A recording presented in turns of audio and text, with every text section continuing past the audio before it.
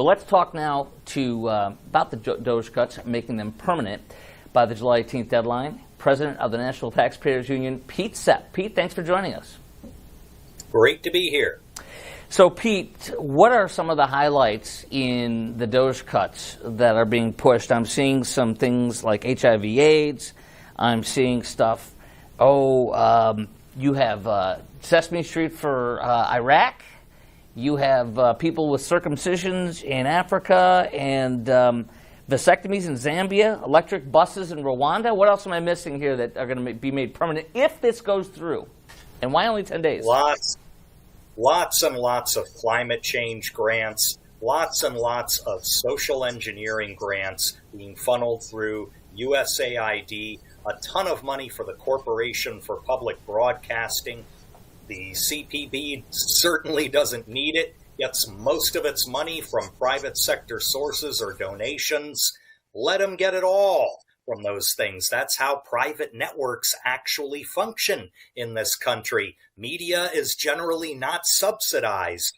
CPB is one of the only exceptions. It's time to end that exception. We're talking about $9.4 billion with a B dollars here. To anyone with a rational mind, that's a whole lot of money. To Washington, it's not even a penny under a couch cushion. If Congress can't do this, we are in serious trouble because it means that bigger cuts that we must make after passage of one big beautiful bill will have a lot of trouble getting through. Congress has got to follow through on this next July deadline, reflecting the president's priorities. Pete, what are the chances of this making it through in the next 10 days right now?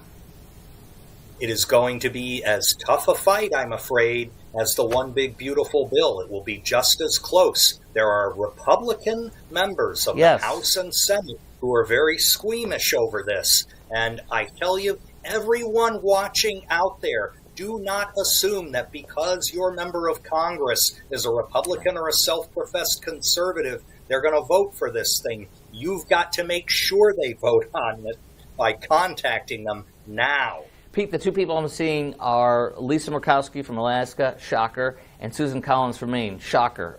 Is there anybody else I'm missing out on? Well, on the House side, you have members from Nebraska, New York, New Jersey, sort of the upper crust set who like to listen to NPR on their commutes into New York City. Watch for them. If you have members of Congress in those states, if you have members of Congress in Alaska or Maine, definitely worry about them. They could sink this whole package. Pete, some of the allegations here of where people are getting upset over these DOGE cuts that may be pushed through in the next 10 days and hopefully will be, are talking about the HIV/AIDS relief. Talk to me about that. Why is that not bad to cut?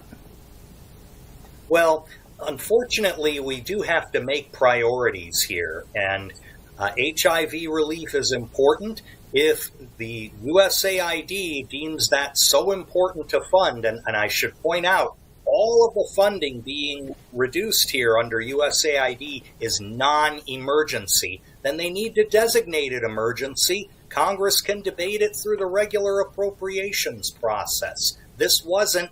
If it's not an emergency, we gotta cut it. Our national debt is the real emergency. Yes. What else do we have? We have $8.3 billion from foreign aid programs. I mean, aren't a lot of these foreign aid programs supporting countries that hate us? Aren't a lot of these having reverse effects, not helping us and influence, but promoting things that are absolutely against the United States and make us the enemy? Is that accurate?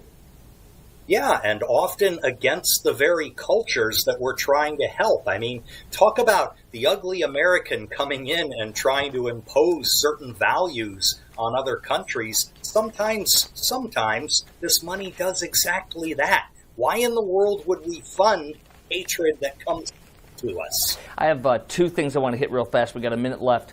Okay, first of all, in Chicago, Illinois officials blast Medicaid snap cuts and big, beautiful bill. People are afraid, as they should be, said Congressman from Chicago, Representative Kasten. People are going to die. Life expectancy is going to fall. People are going to go hungry. Hospitals are going to shut down. And also Trump can pay less in taxes.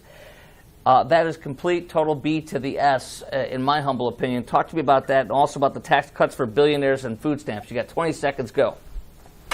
The real threat to the middle class was failure to extend the 2017 tax cuts, the child tax credit, the rate cuts, no tax on tips, which is new. And we're talking about a slowdown in Medicaid spending that is being phased in, and we're ending a gimmick that even Joe Biden and Barack Obama said we had to get rid of.